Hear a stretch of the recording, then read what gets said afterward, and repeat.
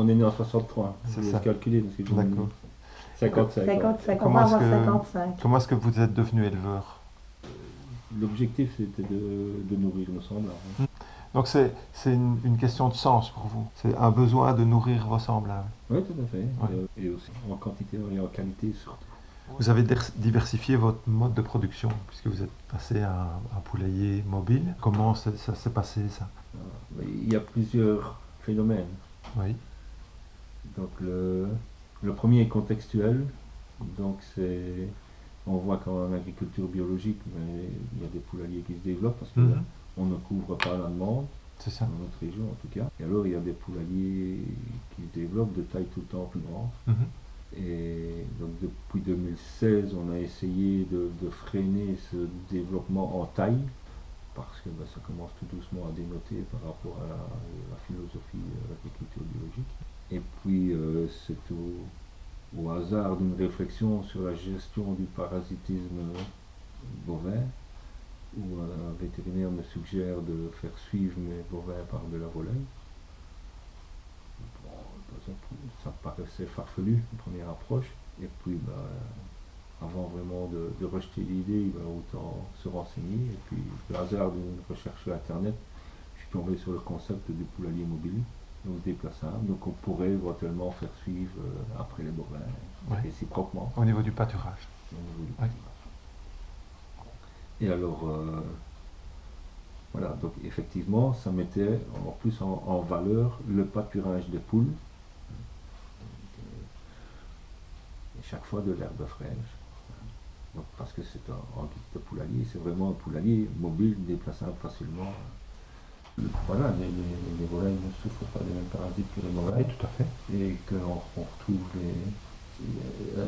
la plupart de leurs parasites internes proviennent du pâturage. D'accord. Donc la logique voudrait qu'effectivement, si on prélevait les parasites à la base, la pression serait nettement moindre. Tout à fait. Mais aussi le but c'est de ne plus avoir à utiliser des antiparasitaires qui en fait, lorsqu'on va se retrouve au niveau du sol et perturbe la vie du sol. Donc l'objectif c'est vraiment de réduire au minimum l'usage de produits phytosanitaires. Donc effectivement le poulailler, c'est ça qui est bien dans son concept, c'est qu'il a été développé par des éleveurs et il est en constante amélioration. Et on s'est rendu compte que il est vraiment optimal par rapport aux besoins de la poule dans son comportement.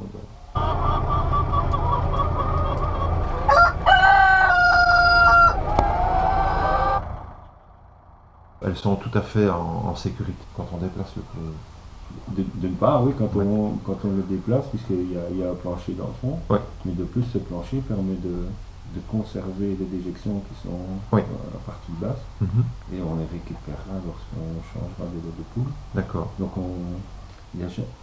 en termes de déjection laissée au sol, il n'y a que dans la partie pâturage qu'il y en a, sinon toutes les déjections du bâtiment sont récoltées. Oui, c'est ça. D'accord. Elles sont relax parce que, comme tu disais, si elles doivent courir avec le poulailler, c'est être un peu forcé. J'imagine que c'est un stress quand même de devoir suivre le poulailler. Si elles prennent le train sans prendre de billets. C'est ça, elles prennent le train sans prendre de billets, oui, en effet. Voilà donc la clôture. C'est vraiment simplement le confinement des poules pour qu'elles retrouvent facilement le poulailler. Et alors elle est électrifiée, c'est vraiment pour les protéger des prédateurs. Vous me disiez tout à l'heure que c'était pas le même animal que le bovin. On peut s'en rendre compte physiquement, mais qu'est-ce que ça voulait dire ça? C'est pas le même. Il a fallu s'adapter ou donc les jeunes poulettes qu'on a installées dans le poulailler, on a toute une procédure pour les adapter, pour suivre leur adaptation dans le fait de parcourir déjà l'intérieur du poulailler, d'aller dans les nids et puis la sortie, découvrir le pâturage, etc. Donc on avait des instructions par rapport, des recommandations par rapport à la manière de les installer, ne serait-ce que de les déposer dans le poulailler, ben, il faut les déposer sur le perchoir pour qu'elles prennent l'appréhension du perchoir. Quand on les installe au sol. Voilà. Quand Oui, on les déjà. installe, d'accord. Et mais alors, la plus forte adaptation, ça a été chez nous. D'accord. Parce que ben, ça faisait des années que moi j'avais plus vu une poule de tout près. Ouais. Et voilà, on découvre l'animal avec ses caractéristiques vraiment propres, qui n'ont rien à voir du bovin. Si ce n'est que c'est la même régularité que pour les bovins, c'est les vaches laitières, donc il y a la traite, et puis on a maintenant une activité quotidienne en plus qui est celle déjà de les surveiller et puis de récolter les œufs. Pour cueillir les œufs. Cueillir les œufs. Ce qu'on a ici comme laitière dans les couvoirs, c'est de la bourre d'épeautre. C'est ça. Donc en fait, c'est pour assurer un confort optimal à la poule pendant la ponte. De plus, quand elle va, du fait d'être bien à l'aise pour pondre, elle va ressortir des nids avec le cloaque bien refermé. Ça va prendre son temps, parce qu'il y a que le cloaque bien fermé. C'est ça. Et ça évite les infections par les congénères. Puisqu'en bio, on y bec pas les poules, donc elles sont d'une agressivité assez efficace. Grâce à la bourre d'épeautre aussi, quand une poule, je l'ai constaté plusieurs fois, essaye parfois de becquer l'œuf, parce qu'elles essayent aussi parfois de rebecquer les œufs pour les manger, elles aiment ça aussi. Mais l'œuf s'enfonce dedans. Et l'œuf même tourne. Et puis en s'enfonçant, ça empêche vraiment à la poule d'arriver à ses fins. D'accord. Et elle sert d'antichoc. Et ça sert d'antichoc. Et moi j'ai mis la main dans la bourre d'épeautre, c'est agréable aussi de travailler là-dedans. Donc c'est sec par rapport à de la paille, c'est plus court, donc voilà, ça occupe bien l'espace. On pourrait comparer ça avec des bulles pour tout dans les colis. Les coques sont là. Donc les coques sont là pour faire la police à l'intérieur et à l'extérieur du bâtiment. Parce que si on laisse les poules faire elles-mêmes, elles sont beaucoup plus agressives. D'accord. Donc ils maintiennent l'ordre. Et en plus ils sont plus enivrés par rapport aux prédateurs. D'accord. Surtout les prédateurs aériens. Donc, c'est ça. Ils gèrent les conflits en fait. Voilà. Ils gèrent les conflits. Donc ils ont un rôle important en termes de bien-être de l'ensemble du poulailler. Très important, parce qu'on voit bien qu'il y a toujours des poules un peu plus fragiles et leurs congénères sont extrêmement agressifs par rapport à elles. On a vu une image de poule tout à l'heure qui avait été abîmée par les autres et si les coques n'étaient pas là, ça serait beaucoup plus important, les dégâts occasionnés aux poules. Ça c'était évident. La crainte, c'est de retrouver un poussin dans un œuf. Chez le consommateur. C'est ça, chez le consommateur. Alors, ici, il n'y a pas de risque. Il y a très peu de risque. D'une part, on est obligé de mirer nos œufs. On s'assurerait que. D'accord. Et d'autre part, on est vraiment dans l'ultra frais, puisqu'on est dans du. Quelle est la fréquence de déplacement du poulailler? L'optimal, c'est une fois par semaine. Donc, il est dicté, le principe, c'est de ne pas laisser les poules souiller la sortie du bâtiment. Donc, pour éviter la concentration de déjection sur quelques mètres carrés. Pour éviter aussi le fait qu'elle ramène des crasses dans le poulailler. Et alors, ça réduit aussi le risque de parasitisme, le développement de salmonelle, etc. Et ça préserve aussi la végétation, parce que quand on viendra quelques semaines après au même endroit, avec toute la végétation, ça va repartir. En période fort humide, je l'ai déplacé 2 fois.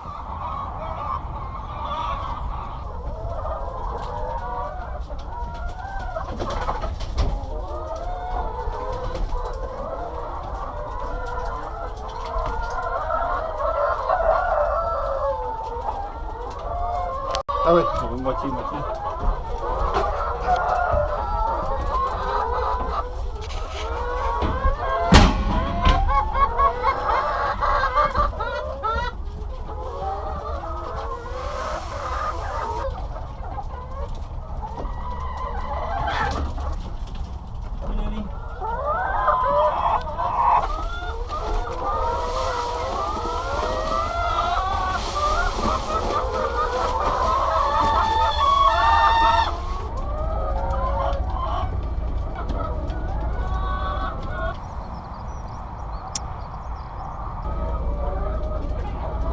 c'est un verin thermique. Oui. Donc il va, en fonction de la température dans le bâtiment, il va ajuster l'ouverture de la fenêtre d'aération. Donc c'est automatique. Et pour moi, ça me permet en l'observant de savoir comment je dois régler les 3 autres qui sont... Cet électroaimant, à quoi sert-il?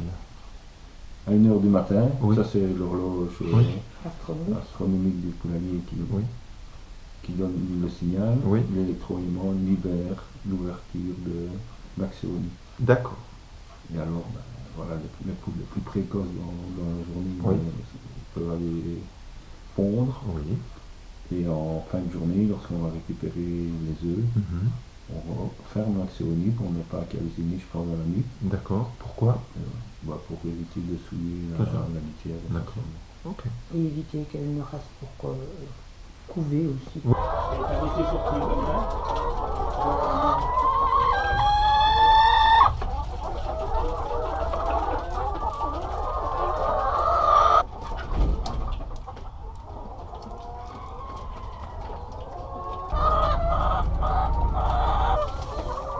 Tu es accompagné de ton chien quand tu fais ça, on le voit à plusieurs reprises.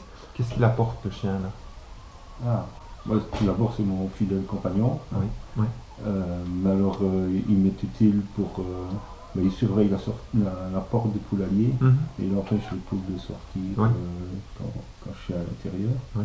Et alors, je pense qu'il est aussi utile par rapport aux odeurs qu'il peut laisser pour éviter le renard.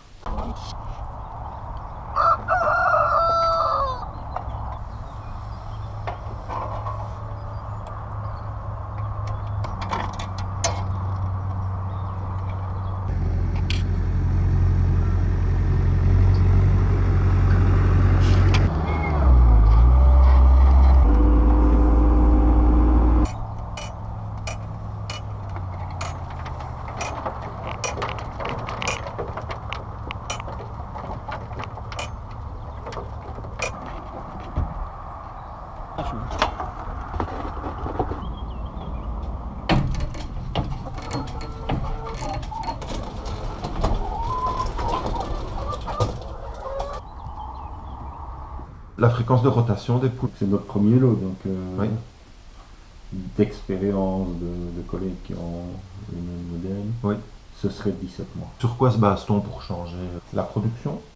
La diminution de production, c'est ça. Oui, parce qu'il faut pas oublier qu'on est quand même dans un système économique. C'est qu'on a été visiter un poulailler, pas au bio, mais un poulailler bâtiment fixe, où l'agriculteur faisait ce qu'on appelle la mue. Il provoquait la mue, donc après ce qu'on appelle le chapelet des œufs. Donc c'est probablement laisser reposer les poules et puis les laisser redémarrer. Et j'avais dit à Daniel, tiens, pourquoi est-ce qu'on ne pourrait pas faire la même chose pour ne pas devoir liquider toutes les poules. Donc qu'est-ce qu'on fait? On provoque une mue, c'est ça? Oui, c'est ça. Provoquer la mue. Par travaillant sur la lumière? Apparemment, entre autres, un stress alimentaire et au niveau de l'éclairage, probablement. Oui, c'est ça. Et puis elle repart pour un long cycle. Chez nous, c'est l'habitude. D'accord. Comme on fait un peu avec les plantes, quoi, finalement. Oui, voilà. Comme on fait avec les plantes, parfois on met les plantes dans les caves pour les pousser à refleurir. Voilà, c'est ça. Il faut reconnaître que c'est une drôle de façon de remercier les poules après 17 mois, de les remplacer. Donc, si on avait une alternative pour les garder plus longtemps. Mais voilà, c'est à étudier. Une poule étagée, plus elle prend des œufs, de plus en plus gros. Peut-être moins aussi. Et on a déjà des gros œufs. Donc à ce moment-là, c'est pas toujours intéressant pour les clients. Ces poules abattues aussi, qu'est-ce qu'on en fait? C'est de la poule au pot, quoi, ou du vol au vent, c'est ça. Mais de qualité. De qualité, puisqu'elles seront bio de toute façon. Quoi. Voilà. Donc on s'est dit, on va faire la démonstration qu'il y a moyen de développer d'autres modèles que ces poulaillers tout le temps plus grands. On a adopté le concept et aujourd'hui, en plus de l'avoir mis en œuvre, on veut partager notre enthousiasme par rapport à cette approche. Plus, alors ce concept de bâtiment, quand il me l'a montré sur Internet, quand on a découvert ce concept allemand, c'est aussi question paysage, c'est superbe dans le paysage, c'est vraiment le logement, le petit hôtel pour poules, c'est quelque chose qui m'avait fait super plaisir de voir ça aussi. Et on le revoit dans la plupart des conversations qu'on a avec les gens qui trouvent ça superbe. Donc en plus, il y a le bien-être, il y a tout est avec. Donc en plus de pondre des œufs, de produire des œufs, les poules créent du lien social. C'est ça. Oui, tout à fait. Tout à fait. Depuis qu'on a le poulailler, il y a énormément de gens qui viennent dans le chemin, qui viennent observer, qui s'arrêtent pour regarder les animaux. Donc, quand ce sont des enfants qui viennent avec leurs parents ici, tout de suite ils cherchent pour voir les petits veaux et les vaches. Donc l'observation, les gens ont besoin aussi de voir, et c'est agréable de voir les animaux, du plus petit au plus grand, que ce soit des insectes jusqu'au gros animal. Toujours eu ça, et ce contact vers la terre et vers tout ce qui vit, vers tout ce qui vit, vers le vivant.